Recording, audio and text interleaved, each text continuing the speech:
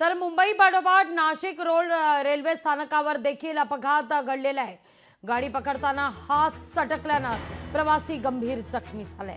Nashik road स्थानकावरील Haridwar express मधील ही घटना आहे। प्रवाशाला रुग्णालयात दाखल केलंय।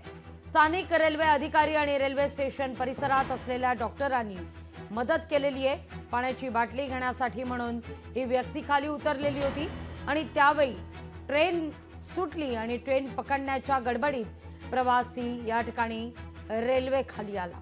प्रत्यक्षदर्शींनी या संदर्भात माहिती दिली आहे।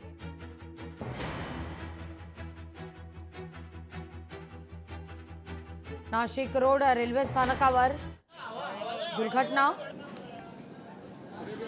पाणी घेण्यासाठी म्हणून पाण्याची बाटली घेण्याकरता म्हणून हा प्रवासी उतरलेला होता प्लॅटफॉर्मवर आणि त्याच वेळी ट्रेन सुरू झाली।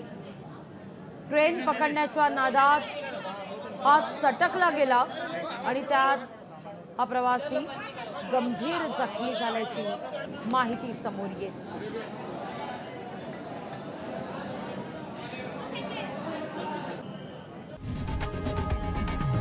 लोकशाही मराठी ऐका, पहा, जागरूक रहा।